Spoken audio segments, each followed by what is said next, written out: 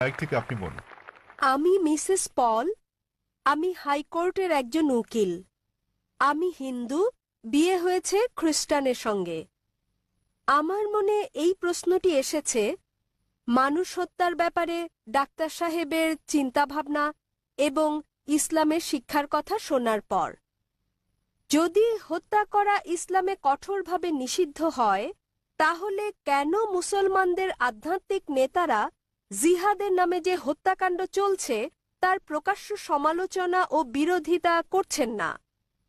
মুসলমানরা কিভাবে কতিপয় মুসলমানের ইসলামের অপব্যবহার ও অপব্যাখ্যা মেনে নিচ্ছেন, যারা সারা বিশ্বে মুসলমানদের নামে কলঙ্ক লেপন করছেন? বোন সুন্দর একটা প্রশ্ন করলেন। বললেন যে তিনি ইসলামের শিক্ষা থেকে অনুপ্রাণিত হয়েছেন, ইসলাম নিরপরাধ মানুষ হত্যার বিপক্ষে, কিন্তু তবুও কেন সব মুসলিম নেতারা একত্রিত হয়ে এর নিন্দা করে না যেসব হত্যাকাণ্ড চলছে জিহাদের নামে, এবং এ ধরনের কিছু কুলাঙ্গারের কারণে ইসলাম কলুষিত হচ্ছে? বোন, বিস্তারিত জবাবের জন্য আপনাকে 1 বছর আগে 2008 সালের নভেম্বরে বিগত শান্তি সম্মেলনে আমার আলোচনার শেষ দিকের কথাগুলো শুনতে হবে। দ্বিতীয় আন্তর্জাতিক শান্তি সম্মেলনে আমার শেষ বক্তব্যটার বিষয় ছিল মিডিয়া এবং ইসলাম, যুদ্ধ না শান্তি। প্রধানত যারা দোষী তারা হচ্ছে মিডিয়া। মিডিয়ায় কোনো সম্প্রদায়ের কুলাঙ্গারদের খুঁজে বের করে এবং তাদেরকে এমনভাবে তুলে ধরে যেন তারাই হচ্ছে অনুসরণীয় মুসলিম। এটাই হচ্ছে মিডিয়া। তাই মিডিয়ায় যে আপনারা দেখছেন সেগুলো ঘটনার বাস্তব চিত্র নয়। কোরআনে পরিষ্কারভাবে বলা হয়েছে, সূরা মাইদা অধ্যায় 5 আয়াত 32, যে যদি কেউ কোনো মানুষকে হত্যা করে, হোক মুসলিম বা অমুসলিম, সেটা যদি হত্যার অপরাধ বা দেশে বিশৃঙ্খলা সৃষ্টির অপরাধে না হয়, তাহলে সে যেন সমগ্র মানবজাতিকে হত্যা করলো। এবং যদি কেউ কোনো মানুষের জীবন রক্ষা করে, তাহলে সে যেন পুরো মানবজাতিকে রক্ষা করলো। সুতরাং কোনো নিরপরাধ মানুষকে হত্যা করা হচ্ছে পাপ ইসলামে। এটা কেবল পাপই না, এটা সমগ্র মানবজাতিকে হত্যা করার মতো পাপ। তাই যারা হত্যাকাণ্ড ঘটায়, বিভিন্ন ঘটনা ঘটে, রাস্তা দিয়ে চলার সময় বোমা বিস্ফোরণ ঘটে ইত্যাদি, নিরপরাধ মানুষকে হত্যা করা সম্পূর্ণ নিষিদ্ধ। এটা অত্যন্ত পরিষ্কার। এবং যখন আমি গিয়েছিলাম ইউএসএ, যখন গিয়েছিলাম ইউকে, যে মুসলিম সংগঠনগুলো রয়েছে তারা নিন্দা জানিয়েছে। আপনারা জানেন লন্ডনে পাতাল রেল স্টেশনে বোমা বিস্ফোরণ ঘটেছিল, আমরা তার নিন্দা জানিয়েছি। আমি ইউএসএ গিয়েছি, দেখেছি যে মুসলিম সংগঠন 9/11-এর ঘটনা নিন্দা জানিয়েছে। আমি তাদের সঙ্গে একমত, তাদের সঙ্গে আমি একমত। 9/11-এ যে ঘটেছিল, কয়েক হাজার মানুষ নিহত হয়েছিল, এটা নিন্দনীয় কাজ। কে এটা করেছে আমি জানি না, আমি বলছি না যে মুসলিমরা করেছে, এটা হচ্ছে মিডিয়া। তারা বলছে কোনো প্রমাণ নেই, কোনো প্রমাণ নেই। কিন্তু যে করুক না কেন, ইন্টারনেটে ঢুকলে আপনি দেখবেন অনেক প্রামাণ্য চিত্র আছে যাতে দেখানো হয়েছে যে এটা সরকারের কাজ, অভ্যন্তরীণ ষড়যন্ত্র। জর্জ বুশ করেছে, এটা আমি জানি না কে করেছে। তবে যেই করুক, 9/11-এর টুইন টাওয়ারে বোমা হামলার ঘটনায় হাজার হাজার নিরপরাধ মানুষ হত্যা করা, এটা নিন্দনীয়। 50 জনের বেশি মানুষ মারা গেছে লন্ডনের পাতাল রেল বোমা হামলার ঘটনায়, সেটাও নিন্দনীয়। 2 বছর আগে জুলাই মাসে বোম্বেতে ট্রেনে যে বোমা হামলার ঘটনা ঘটে, সেখানে 100-রও বেশি মানুষ নিহত হয়, এটাও নিন্দনীয়। কিন্তু এখানেই থামলে চলবে না। একইভাবে আমি আফগানিস্তানে হাজার হাজার মানুষ হত্যারও নিন্দা জানাই, নিন্দা করি। ইরাকে হাজার হাজার মানুষ হত্যার, ফিলিস্তিনে হাজার হাজার মানুষ হত্যার নিন্দা করি। আমি একে শ্বেত সন্ত্রাসবাদ বলি। আপনারা জানেন তারা কি করছে?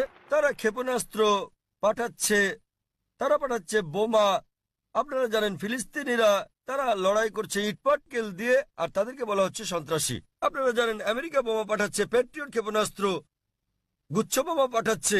এই গুচ্ছ বোমা যখন কোথাও পড়ে, তখন এটা অনেকগুলো বোমায় বিভক্ত হয়। এভাবে হাজার হাজার আফগানকে হত্যা করা হচ্ছে। কিন্তু কেন? এটা কাপুরুষোচিত কাজ। সেজন্য সমাপনী বক্তৃতায় আমি বলেছিলাম গত কয়েক শতাব্দীর সবচেয়ে বড় সন্ত্রাসী জর্জ বুশ। 1 নাম্বার। জর্জ বুশের মতো এত মানুষ আর কেউ হত্যা করেনি। এখন তিনি আর ক্ষমতায় নেই। ইরাকে তিনি ওষুধের ওপর নিষেধাজ্ঞা আরোপ করেন এবং জর্জ বুশের কারণে ইরাকের 5 লাখ শিশু নিহত হয়। আমরা ভালো করে জানি। এমনকি যদি একমত হয়েও যে সেখানে একজন লোক লুকিয়ে আছে, এই লোকটি যে বিন লাদেন, তার তো কোনো প্রমাণ নেই। যদি তিনি লুকিয়েও থাকেন, ভাবুন সেক্ষেত্রে আপনি একজন মানুষের জন্য হাজার হাজার মানুষকে হত্যা করছেন। এটা দুঃখজনক। আমরা দেখতে পাচ্ছি যে এটা মিডিয়া তুলে ধরছে। মিডিয়া যা তুলে ধরছে তা হচ্ছে মুসলিমরা এই কাজ করেছে। আমি জানি বোন, কুলাঙ্গার আছে, আমাদের সম্প্রদায়ে কুলাঙ্গার আছে, সব সম্প্রদায় তো কুলাঙ্গার রয়েছে। ভারতীয় মিডিয়া কাশ্মীর নিয়ে কথা বলে, কতবার বলেছে আসাম নিয়ে, নকশাল মাওবাদীদের নিয়ে। আপনি জানেন ভারতের জন্য সবচেয়ে বড় হুমকি হচ্ছে মাওবাদীরা। তারা কি করছে? তারা থানায় বোম মারছে, তারা পুলিশ হত্যা করছে। ভারতের বেশিরভাগ হত্যাকাণ্ডই ঘটায় মাওবাদীরা, কমিউনিস্টরা, এলটিটি, হিন্দুরা। কিন্তু কে তাদেরকে বলছে হিন্দু সন্ত্রাসী? আপনি আসামে গেলে দেখবেন খ্রিস্টান সন্ত্রাসী। হিন্দুরা যখন সন্ত্রাস করে তখন আপনারা বলেন এলটিটিই, লিবারেশন তামিল টাইগার্স ইলম। আপনি যুক্তরাজ্যে গেলে দেখবেন আইআরএ, আইরিশ রিপাবলিকান আর্মি, তারা ক্যাথলিক। প্রোটেস্ট্যান্ট আর ক্যাথলিকদের মধ্যে বিস্তর তফাৎ রয়েছে। কেউ তাদেরকে ক্যাথলিক সন্ত্রাসী বলছে না কেন? তাহলে আমরা কি দেখছি? কোন ধর্মই নিরপরাধ মানুষকে হত্যা করতে শেখায় না, কিন্তু মুসলিমদের চেয়ে অমুসলিমরাই বেশি নিরপরাধ মানুষকে হত্যা করছে। তথাকথিত মুসলমান যারা নিরপরাধ মানুষকে হত্যা করে তারা আসলে মুসলিম নয়, তারা কোরআন এবং নবীর শিক্ষা অনুসরণ করে না। কিন্তু মিডিয়া কি করছে? তারা এইসব কুলাঙ্গারদের খুঁজে বের করে তাদেরকে অনুসরণীয় মুসলিম হিসেবে তুলে ধরছে। তাই প্রথমে দোষ দিতে হবে মিডিয়াকে। মিডিয়া মিডিয়া বানাতে পারে কালোকে সাদা, দিনকে রাত, হিরোকে ভিলেন, ভিলেনকে হিরো। আপনি আমার লেকচার শুনতে পারেন সন্ত্রাস কি মুসলিমদের একচেটিয়া, তাহলে বিস্তারিত জানতে পারবেন ইনশাআল্লাহ। ধন্যবাদ।